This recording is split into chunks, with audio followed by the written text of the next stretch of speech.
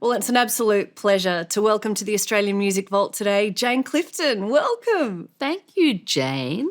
This is Jane's going to be a bit easy. of the one. To introduce you, Jane, I have to go through a shopping list almost. I have to say actress, singer, comedian, broadcaster, author, talking book narrator, and registered civil marriage celebrant, and that's not even scratching the surface. You really are a showbiz all-rounder. I can't dance. I've been told that officially.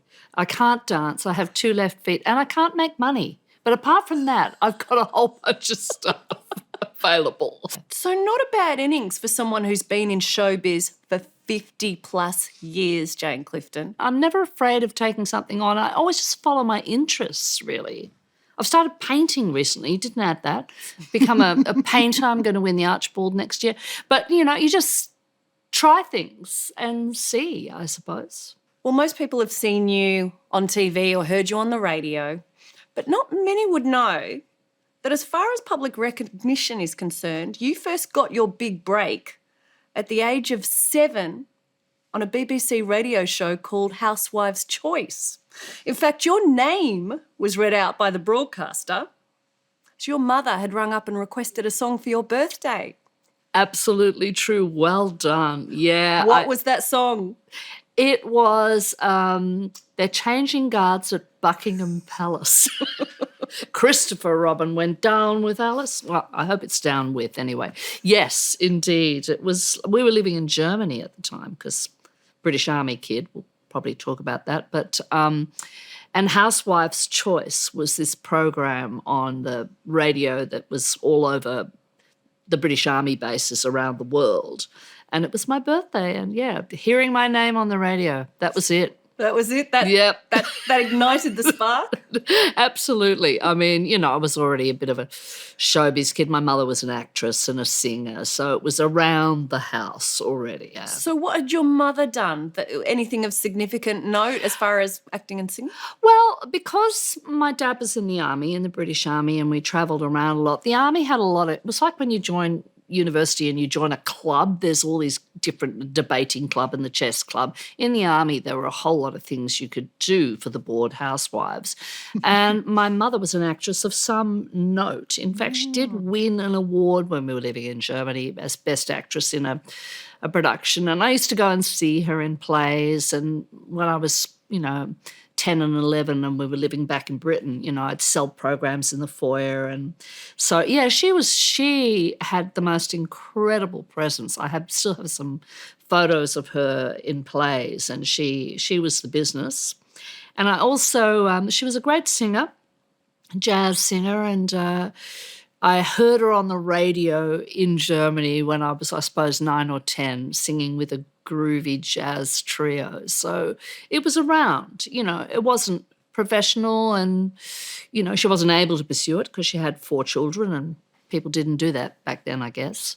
But, yeah, she had it, definitely. Wow. It must have been very glamorous for you as a young child, seeing the dressing up and the makeup and the razzle-dazzle of it all. Yeah, I mean, it was fantastic, and having that first-hand experience of watching someone, and she would make her own costumes, and, she was totally immersed in it, and she knew all the showbiz gossip.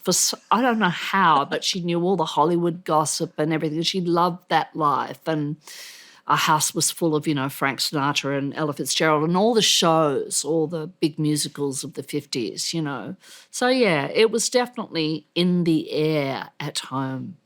So you're an Army child. You lived in a lot of addresses and a lot of places as a young child, and then would continue. This seemed to be a theme that ran through your life. I think you even wrote a book about it called The Address Book. Yeah, I decided I would go back and visit every house I lived in. I was born on the Rock of Gibraltar, born on a rock. I was born to rock, thank you. And then I lived in 32 houses up until the house that I'm in now. And the first 15 or 16 of them were in Britain, in Gibraltar, in Germany, in Malaya, and in between Cardiff was the last place we lived in. And I wanted to go back and find those houses to see if they were still there, and I was really looking about where you call home. Where is home? Where is home? Where is home? Is it where you live now? Is it where you were born? I lived in WA when we first came here. Am I a West Australian person? I've lived in Victoria since I was 16. I'm definitely a Victorian person, but there's parts of me that belong to all those other places. When you move into a hotel and you put out your comb and your brush, that's home for a minute, So it was that was my idea, to go back and see if I could find those things. And it was an incredible thing to do. And nearly all of those houses overseas were standing. Gibraltar's an unusual country. It's a rock. It's 6 kilometres circumference and about 6, everything's 1 in 12. Everything is really steep. It's got the apes on the top. It's partly Spanish. It belongs to Britain back to the time of Nelson, and, it's this weird little place. And it's really strategic. That's why everyone wants it, because it's just between Spain and Africa, and it's the mouth of the Mediterranean. So during all the wars, even the Napoleonic Wars, it was a very strategic place, and that's why the fight about Gibraltar has always been waged. So there was an army base there, obviously, as you were born there. What was it like going back? I left there when I was 2.5, so I have no actual early memories. But we went back when we go across the world to Malaya and back, and coming out to Australia, I'd been back and had a look. But it is the quirkiest place, really. But I kind of love that it's the place that I was born because, as you say, there's hardly anybody there from Gibraltar. And it's more British than Britain. You get the best fish and chips in Gibraltar, but it's also very Spanish, and it's got that exotic memories of people like Hemingway and people staying at the Rock Hotel in Gibraltar. It's got that glamorous movie star, Sinatra, and all those people would stay at the Rock. So it's this weird little thing to come from. Wow. As far as your showbiz path, in the mid-70s, you kind of began showbiz life fronting a fantastic, strong feminist new wave band called Stiletto. In that band was Janie Conway, who was quite possibly one of the first women to play electric guitar in Melbourne. And it was a time when there weren't many females fronting bands. Tell me about Stiletto. Stiletto grew out of the women's theatre group at the Pram Factory, where I was working as an actor, and there was a strong movement amongst Pram Factory women that there weren't enough parts for women, and so the women's theatre group was formed, and we had this incredible festival. Women's Theatre Group Festival one weekend, and people like Wendy Saddington came down from Sydney, and she was our headliner, and a lot of acts, a lot of cabaret numbers. And Janie and I put together this little group. So it was Marnie Sheehan on bass, and 2 guys, Eddie Van Roosendale on drums and Andrew Bell on guitar as well. And we did mostly Janie's songs. And Janie wrote, she and I had already been in a band called Myriad with her husband Carl Myriad. So we had a history already, and our voices blended really well. So, but she wrote a lot of songs like Woman in a Man's World, Rock and Roll Man, they all had either man or woman in the title, And we did, I think, about 3 gigs, and people just loved it, obviously only in our Carlton Fitzroy kind of alternative world. But we ended up just doing gigs, and we stayed together for 3 years, battling it out. And Janie, and then a lot of our songs were written by Helen Garner.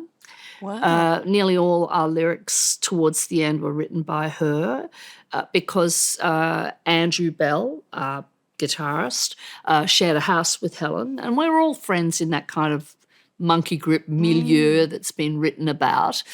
And so Helen would, write these lyrics, and Andrew would write, the music for it, and we'd be doing it that night on stage. Oh my goodness. And it was a really fabulous time in Melbourne, there were so many gigs. I mean, they are now as well, but this was sort of like the beginning of, that big circuit of, Martinis, the Kingston, and then going out to the Matthew Flinders and the, all those beer barns on the edges of town. But you'd be working 4 or 5 nights a week, and there'd be big lineups. You'd tour. I remember in the last year we were together, Stiletto, I counted up the gigs, and I think we did 278 gigs in 1 year, and going up to Queensland, going to Sydney, big university circuit, because a lot of our songs were quite confronting. We did a song called Premenstrual Blues, which was, always popular. And it was a kind of gorgeous song. It was a slow, bluesy thing. And I was later in a show called Pack of Women that Robin Archer wrote, and she had the menstruation blues, which was her big thing. And, it was a very confronting thing in those days, Well, at that point, feminism and rock and roll hadn't really come to the fore. It's certainly not in Melbourne. I think you were really the first. I think we were real proponents of it. groundbreakers. There were other bands around like Flying Tackle and others in Sydney, but we kind of were the most mainstream, I think, of that bunch of bands.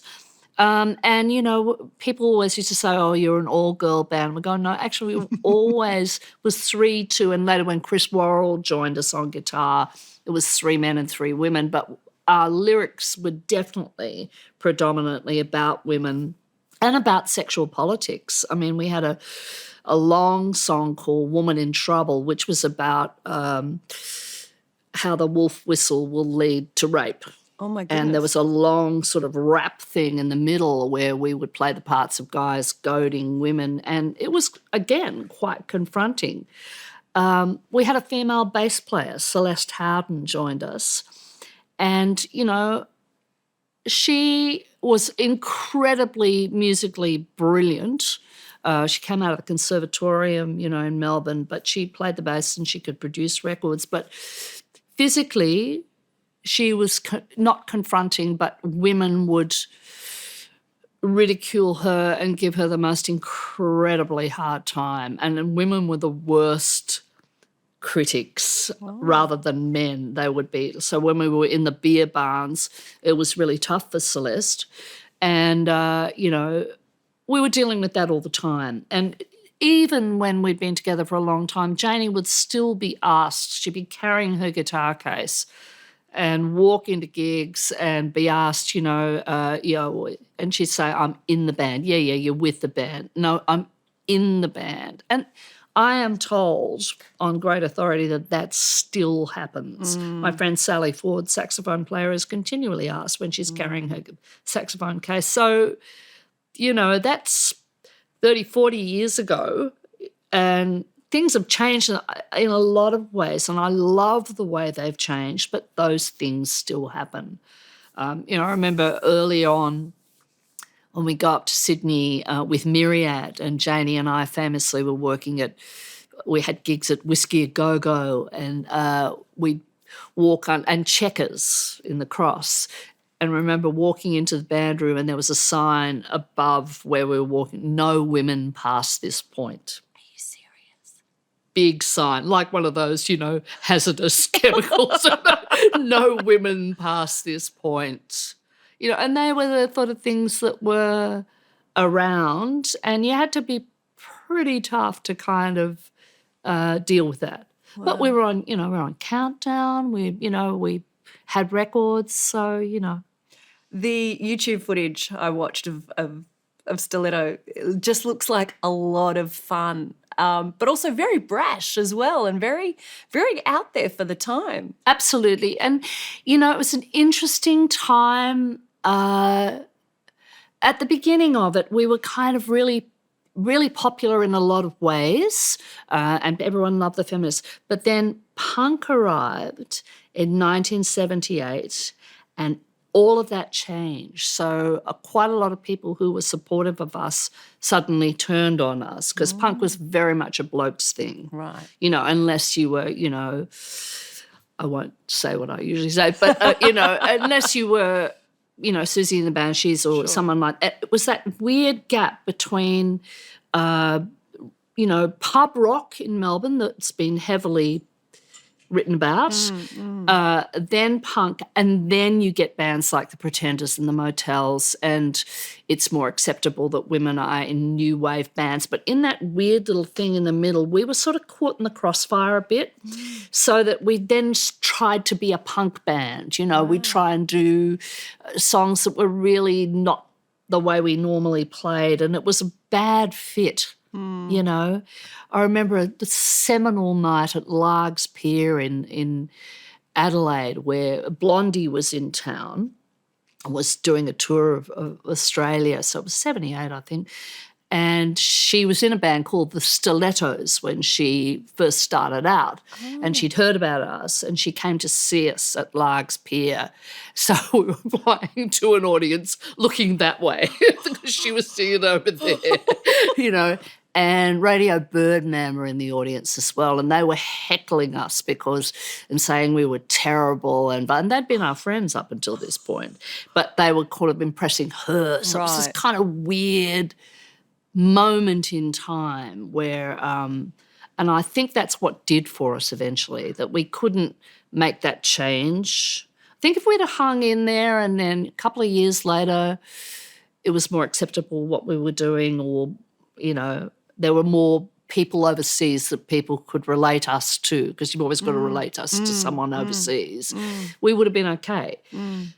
But, I, for one, I was the one who left the band, so, couldn't take it. Creative/artistic differences? Yeah, I just sitting at the some motel in Brisbane and watching the Cane Toads jump into my room and thinking, if I stay in this band for another year, I'm going to be back here. Do I really want to do this anymore? So I had to go. As well as Stiletto around about that time, there was bands like Scumbag featuring Red Simons, who would become a very dear friend to you in life. Toads, Lip and the Double Decker Brothers with Joe Camilleri, another influential person in your life.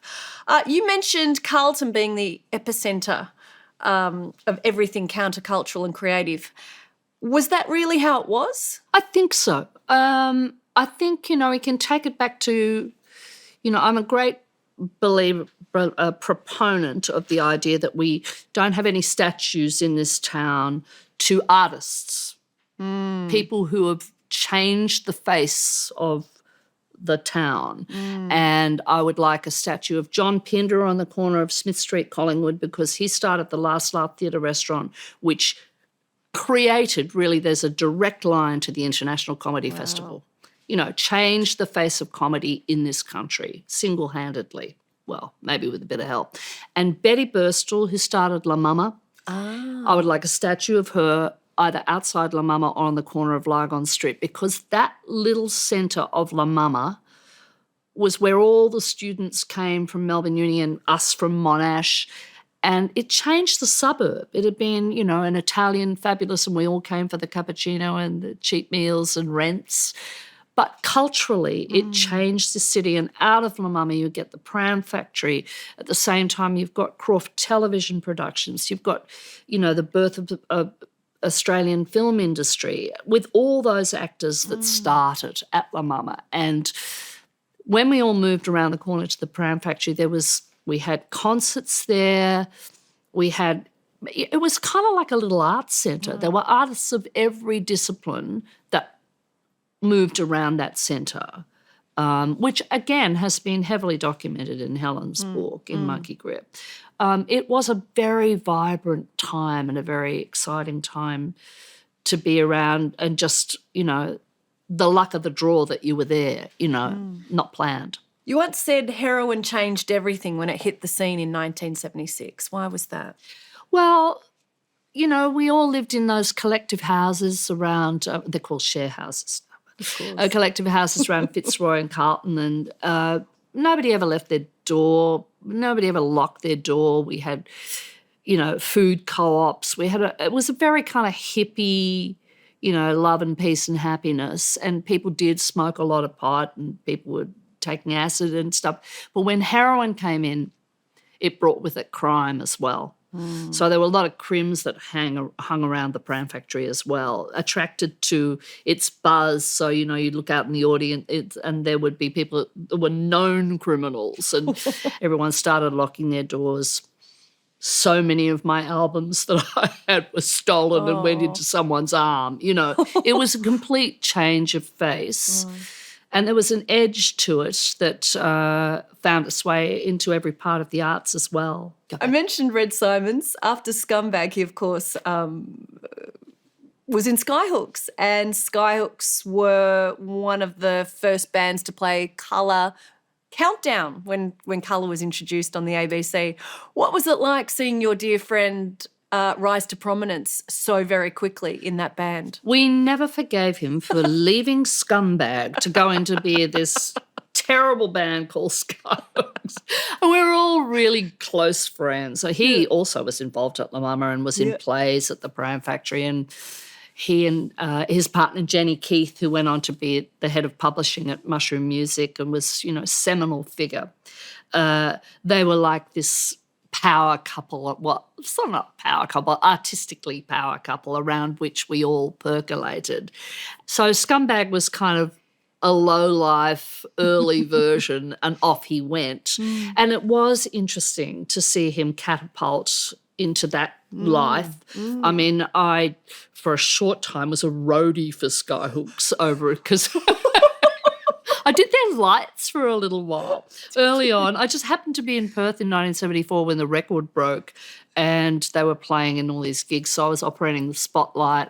So I did the lights for them at Sunbury one year. And that would have been interesting. It was insane. It was incredible. So, it was a big time. And, again, it was a time of enormous change in Melbourne where Melbourne had been in the grip of the blues, the heavy, Lobby Lloyd, Billy Thorpe, bloody 12-bar blues in the key of E or C about my baby went down to Georgia and she left me this morning, and we'd go, have you looked in the mirror? And you'd go to these gigs, and there'd be like solos that lasted for an hour, and it was the same, and it was just ghastly. And I remember being at this seminal kind of gig out of Box Hill at the Box Hill Footy Oval where Lobby Lloyd was the headline and Skyhooks were the support act. And, it was wall-to-wall Sharpies in their little cardigans and pleated skirts and, knuckle dusters and tats, and that was just the girls, And the Skyhook came on in their satin prancing around. There'd just be, you pufters, get off stage, and hatred. And then Lobby came on, 12-bar blues. Within a year, that scene had completely flipped over. Wow. So you had your Sherbs, you had, Hush, you had Skyhooks all in their satin, and they were the ones who kind of dominated because, again, as you said, that first show of Countdown, and I was there with Jenny watching from the side, it changed everything. Television changed everything. So bands like those heavy blues bands were not so visually friendly. It was about colour and movement and flashing lights. So, the history of rock and roll and life is all about luck, right time, right frock. And they were in the right frock, Skyhooks at the time. And they were singing songs about us. They were singing about Baldwin and Lygon Street. They weren't My Baby Went Down to Georgia and, left me this morning. It was really refreshing. Genius of McCainch to write those songs. And they were poppy and they were light. It was like this heavy weight of imported American blues style was lifted. And we had our own sort of culture, and it was the beginning of so many things. Well, you mentioned television changed everything for Skyhooks, but it also changed everything for you, Jane Clifton. It really did. Your acting credits are numerous, and I won't go through them all, but I will tell you that at 8:30 on Channel 10, I was a young child, and I used to pray that Mum and Dad would not send me to bed, because as soon as the click, click of the shutter on the opening credits of Prisoner started, I was like, oh, my God, my favourite show. Everybody the world over knows you as Margo Gaffney. You will never be able to shake it. I suppose it's a blessing and a curse in a way, because it was the start of national prominence for you. Absolutely. I mean, you know, sometimes it's an albatross around your neck and sometimes you're full of pride with it. And there are in equal measure. Because as all of us say, if any one of us had thought that people would still be watching that show 45 years later, we would have asked for a lot more money. Well, the first time I ever met you in the 90s, I said, I'm such a fan of yours.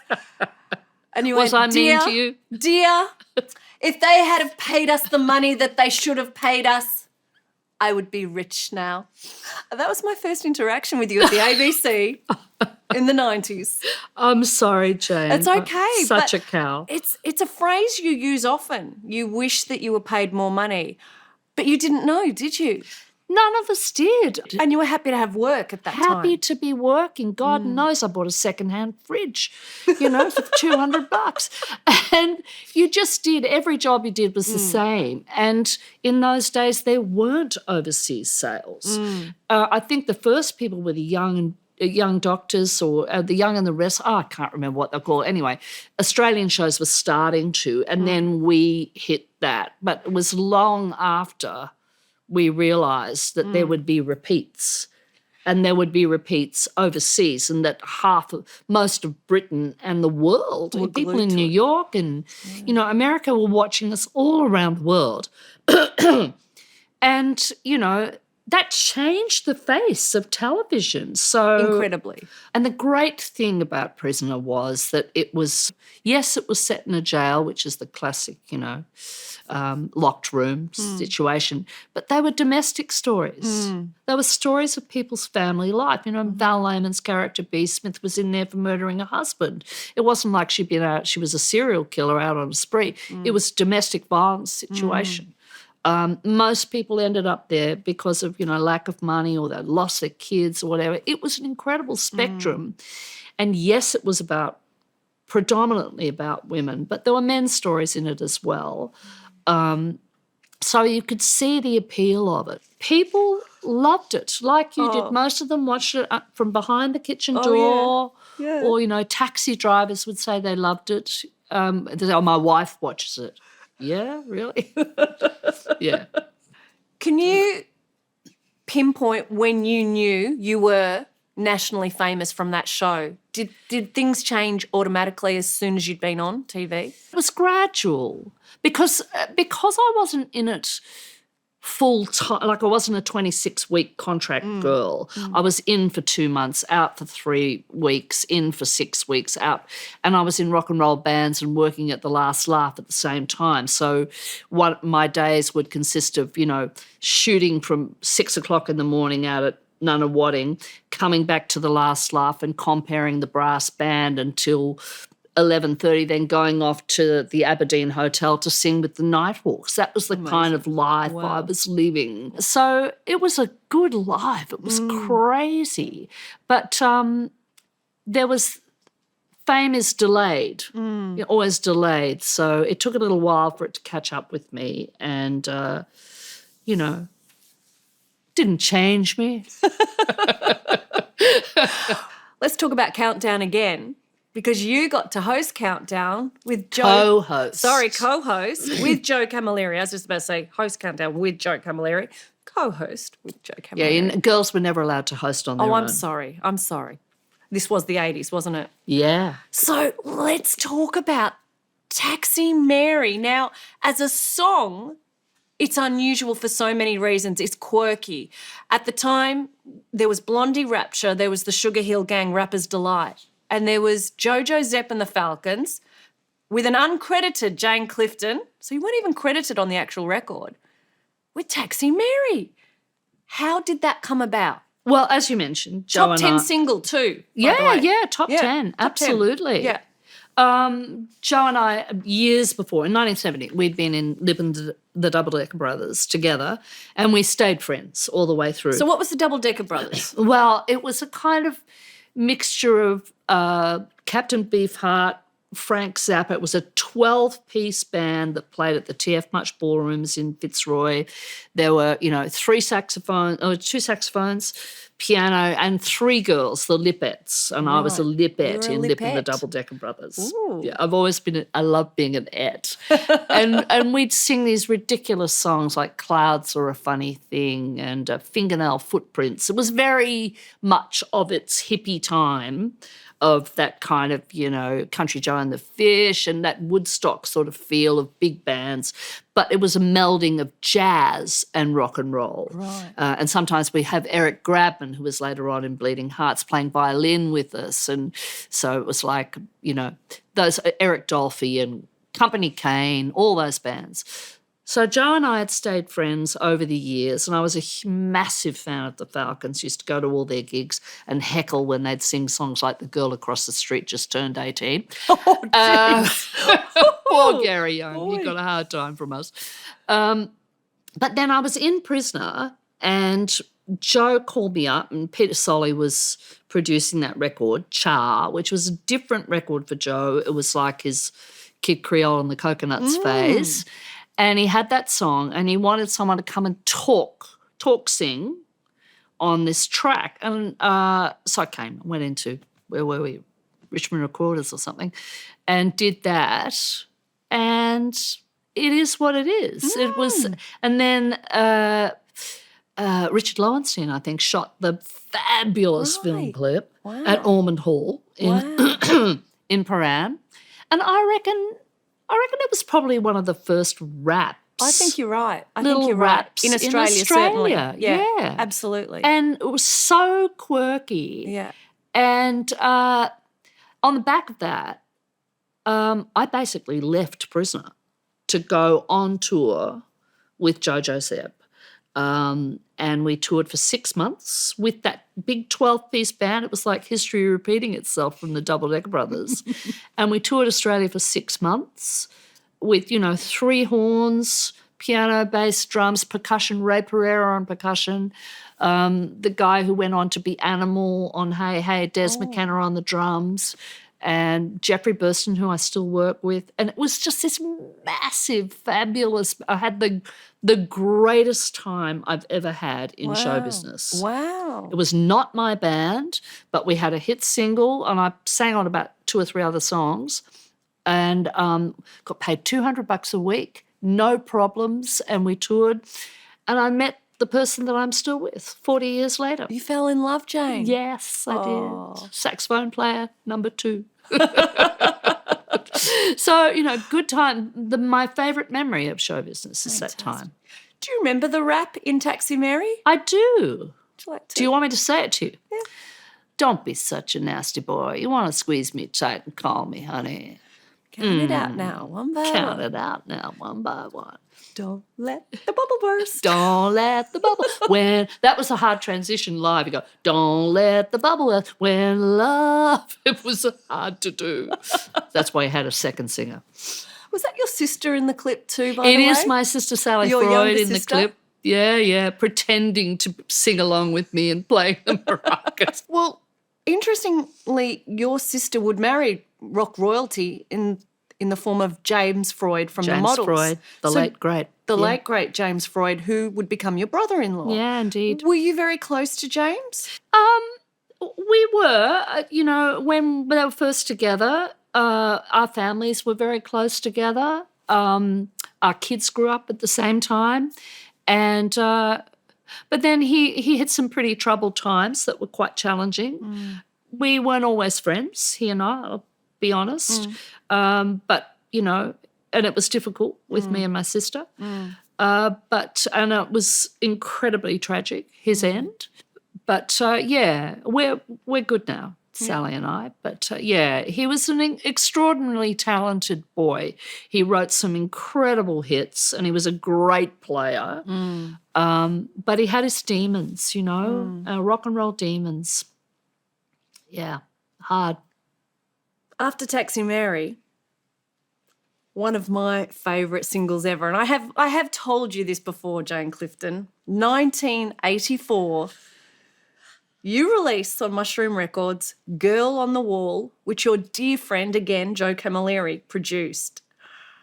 It is such an incredible song from start to finish. I have told you how much I love it, but even just listening to it recently, I'm still thinking, my God, this is just brilliant. It stands up, doesn't it? It does. It's like it doesn't feel dated when I hear it. Like a lot of music from that period has got those weird keyboards and stuff, but it's got such a down-home sort of sound to it. And the sentiment, you could release that song again today. It's about women's self-image, comparing themselves to an advertising image. It was written by a woman called Margo Random. Who was Margo Random? Well, Margo Random, people thought that was my pseudonym because I was Margo in Prisoner. It's not. No. Robin Archer, famous cabaret artist in Australia, wrote a show called Pack of Women, and it was first performed in London in about 1982. And Margo Random, who is an American singer-songwriter, absolutely supremely talented, was part of that cast. And she contributed quite a few songs, and Girl on the Wall was one of the songs. Right. And then in 1983, I was in the Australian production of Pack of Women. Oh, is that how you came across the song? Yeah, with Michelle Forden and Judy Kennelly. And again, we toured for a year. It was a highly successful show that had pieces of women's writing and lots of women's songs reimagined. And we were just three women on stage with the imagery of the cards, playing solitaire, and one of the songs in the show was Girl on the Wall, which Michelle Forden sang. After the success of Taxi Mary, Michael Gaffney said, do you want to do a single? And we were looking around for a song, and I said to Joe, well, that song is really fantastic. And again, because it's a feminist song, take it or leave it. And that suited me really well. And it was a really great rock and roll song. It's got a great middle eight. So we went with that. There was another song released called My Machines on Mushroom, which was the terrible follow-up Totally single, stiffed. Jane. Same writer, same Margo Random. Right, but just nowhere near the we gravitas thought it of would be Girl all on right. the Wall. Yeah. It just it was the classic, like your second book, your second novel. There's always that kind of there was an expectation for it, and I thought it was going to work, but didn't have the same bite. So that was the end of your Mushroom Records stint? Yeah, fair pretty to say? much. Yeah. Yeah. Because I noticed there was another single called Turn to Dust which came out through Spirit/Virgin. What was that one? Well, that was Joe Camilleri's private label, Spirit Records, and he had quite a few people on that. Turn to Dust is a very groovy, very gorgeous jazzy, groovy song. Yeah. And I re-recorded it on my solo album years later because it's written by Sally Ford and Nick Smith, who also is a long-time collaborator with Joe Camilleri. And it's a great song, Turn to Dust. Yeah. I would have loved to have seen what you could have done on the pop charts after Girl on the Wall. Yeah. It's one of those things that's when we talk about my many-faceted career, that's one of those things that if I'd have stuck at it and worked a bit harder in that area, maybe I could, but I was probably distracted doing something else or doing theatre or whatever or writing a novel. And I wasn't having children by then. But, it was a tricky time. And then you turn around and you also go, okay, I'm sort of 40. You're going to have a pretty good hit if you're going to make it. You're not Marianne Faithfull, no matter how much you think you are. It changes. Would you have liked to have been Marianne Faithfull? I would have quite liked to have been Marianne Faithfull. That album of hers, that comeback album, was just so amazing. I can't remember the title of it right now, but it was, a rocket. And that is the thing that people do continue to sing and to be productive and stuff, but your currency is a different thing altogether. Let's talk about your writing career. You've written 6 books, mostly crime novels. Half Past Dead, Flush, Hand in the Bush. I did like A Day at a Time in Rhyme because you wrote that in lockdown. Well, a poem a day in lockdown, which is now a complete book published from a little boutique publisher. Where did the crime writing come from? Well, the crime writing came from because I love to read it. And, you know, if you like reading crime, sometimes you read a lot of it, you get to the end, you go, what? Oh, that's so stupid. I would have written that would have happened. And I'd say to myself, well, you know so much about it. Why don't you go and do it, you know?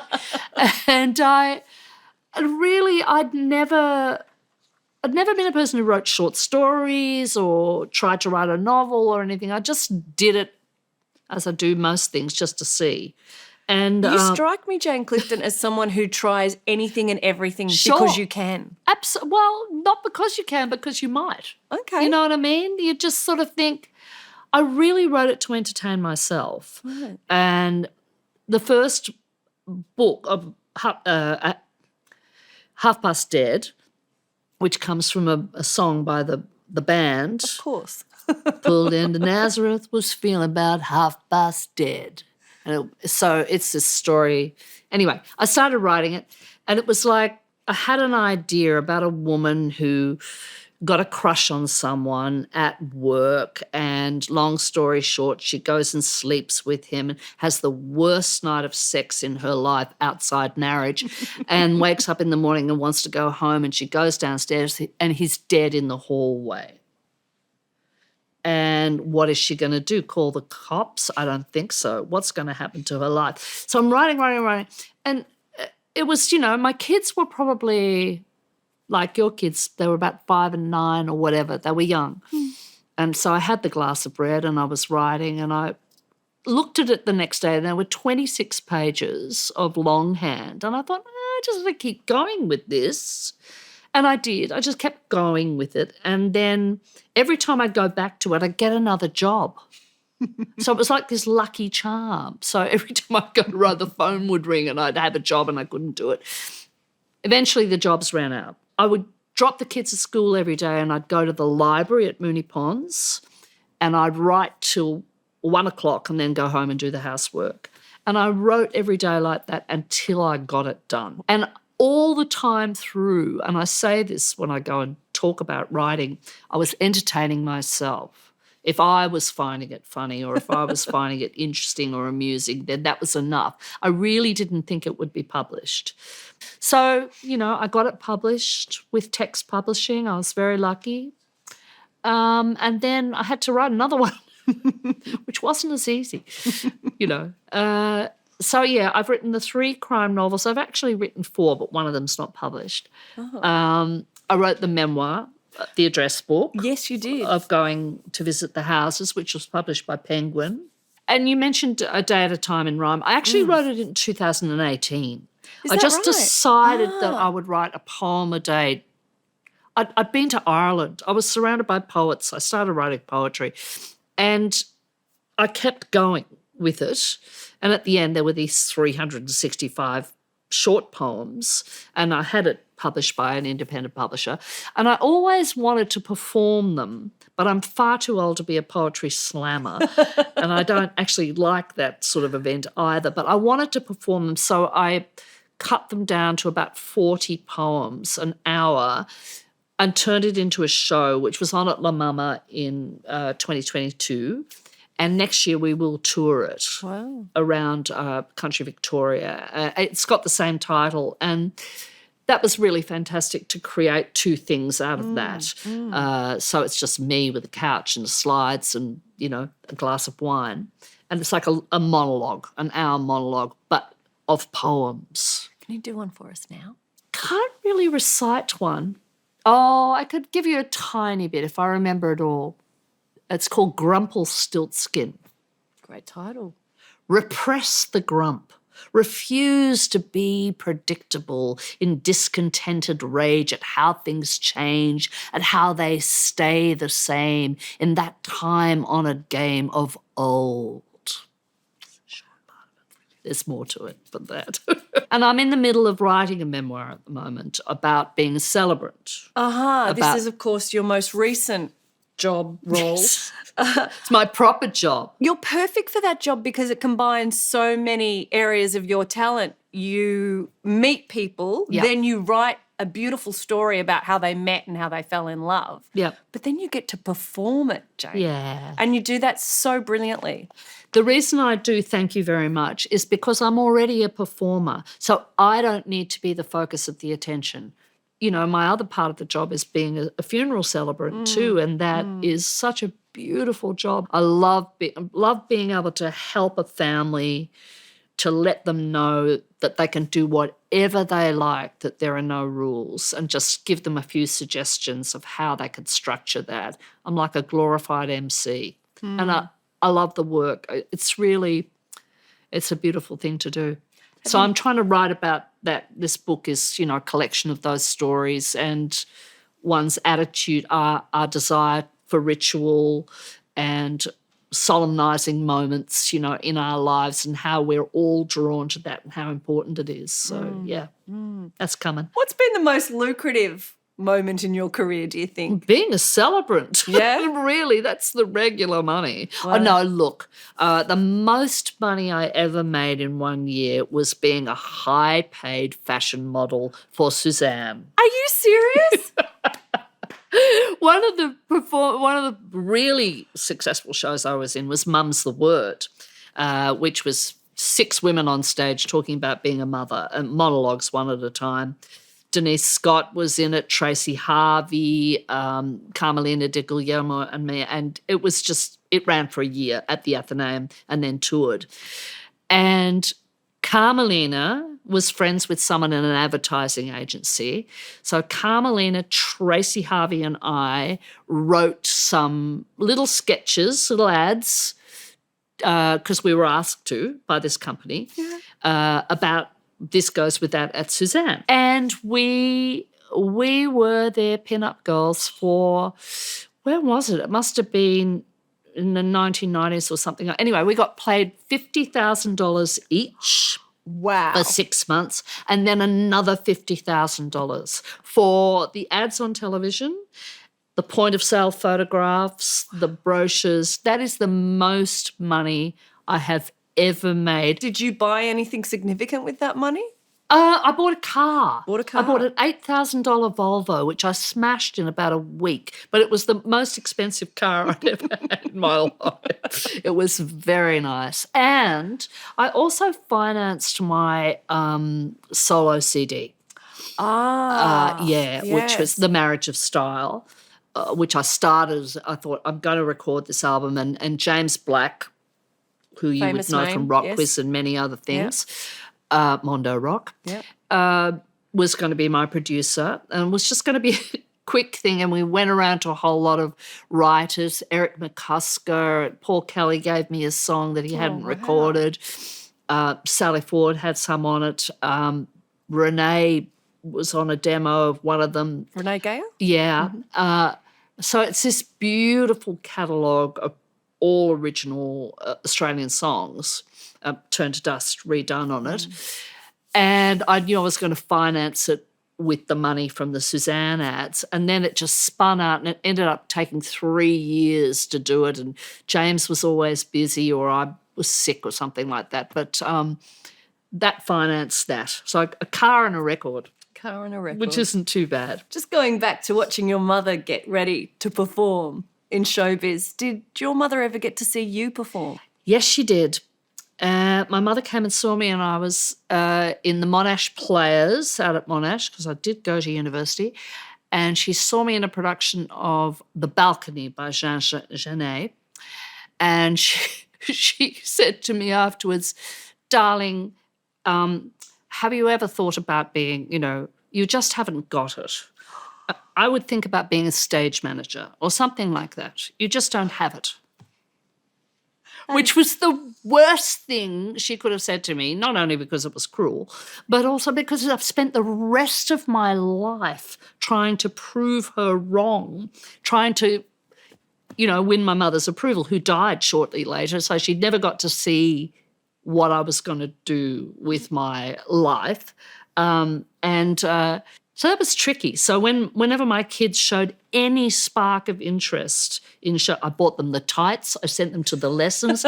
So try and get it out of their system by the time they were 16. But yeah, that was one of the great disappointments of my life for her, that she wasn't able to see what happened. She saw me on GTK. I was on GTK. A fabulous music show. Early on. Yeah. And she sent me a telegram saying, telegram. "Darling, a star is born." So that was something, yeah. What do you think she'd say about the career and life you've led? I think my mother would be thrilled. I mean, she would have loved, I would have taken her to the Logies when I went, and all those things. She would have really adored it. She probably would have given me some really useful notes knowing my mother, but, I think she would have really adored it. And there's a lot of her in me, as a performer. I remember her grit really well and her humour. Rapid fire round, Jane Clifton. What was the first concert you went to? The Rolling Stones in Perth in either 63 or 64. Wow. I can't remember that original lineup with Brian Jones. Wow. In it I think it was the Capitol Theatre in Perth. What do you remember about the show? Oh, absolutely everything. It was just sensational. It was, and I'd been a diehard Beatles fan up until then. And they didn't go to Perth. We all died because they didn't go to Perth. Yeah. But the Rolling Stones were amazing. An Australian 7-inch record you would give to all your overseas friends? Oh, if they didn't have it already, it would be Long Way to the Top by AC/DC, because it is the greatest rock and roll song of all time. Your favourite motto or words you live by? No job too big, no job too small. Name a female who was the biggest influence on you in your formative years. I'd have to say that Bette Midler was, in terms of show business, she was the reason I left Stiletto, because I went to see her, it would have been, I suppose, 78.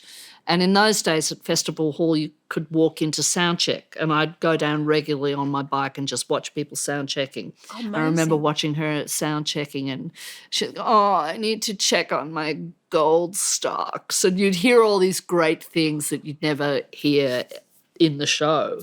And then I saw the show that night, and I went and saw her again. So there was this woman, petite, built like me, and just flaunting that, singing, acting, doing gags, solo with this amazing band. And I thought, wow, I think I want to do solo work like that, and I'd never thought that before. I'd always been in a band. I'd been an Et or in Stiletto. I was the lead singer, and you had to deal with all the band politics about, what song to do. And she was there calling all the shots, and I thought, wow, I want to be you. And in fact, she's, again, she was like that for a long time. She was doing films. She was always trying different things. I follow her now on Twitter, and she is incredibly funny still. And so, yeah, she was seminal for me. So it was Bette Midler that got you into jazz? Yeah. Well, after I saw her, I was no longer in Stiletto, I started to go and hang out with these guys that I knew who were playing jazz down at the Glass House in Abbotsford. And I got up and sang a couple of tunes. And Des McKenna, who I've mentioned before, who ended up being Animal on Hey Hey, was the man who said, "You've got to have your own band." And I thought, oh, wow, singing jazz, that'll be great. So I had a little combo, and my mother's whole record collection that I'd grown up with, Ella Fitzgerald doing the Cole Porter songbook, and Irving Berlin, my Billie Holiday, and all of those songs, I was able to have that repertoire. And, I've been pretty much singing jazz since 1979. So it's this weird position between the end of Stiletto and then around about 79, 80, I went into prison. So the jazz began round about that time. You know, I've had jazz combos and quartets all over the years. And my solo album, The Marriage of Style, there's quite a lot of jazz on that. And I love it. And that's, again, one of the weird things about my multifaceted career is that I love singing jazz and I love singing rock and roll. But there's no way of doing both. Is there like, not? No, there's your audiences can barely deal with one. But it's too hard for people to get their head around you doing two styles of music. If I was, you know, incredibly fabulous, rich and famous celebrity, I would be able to work those things into my act and have a band that could do both. But in fact, it's too hard to do. So I really miss singing jazz on a regular basis. And I live with a saxophone player, with Paul Williamson, who, you know, is one of the great tenor players in Australia, and he's constantly out at gigs, at jazz gigs, and in the early days we used to play together quite a lot, but now he's just too famous for me. But he has held down the greatest residency in Melbourne at the Rainbow Hotel in Fitzroy for 33 years on a Monday night. There should be a statue outside that as well. So I occasionally get up and sing with his band, the Hammond Combo, but it's a frustrating part. You ask me, you know, about is there something I want to do? I still want to be able to sing jazz on a regular, to sing at the Paris Cat or somewhere else like that. So I miss that. So there are parts of the things that you do, you can't always do them all the time. But the jazz is a very strong part of me, and again, that goes back to my mother and her love of that. She would have really dug that. Well, Jane, for the woman that was born on the Rock of Gibraltar, you've absolutely rocked it today. Yeah, baby.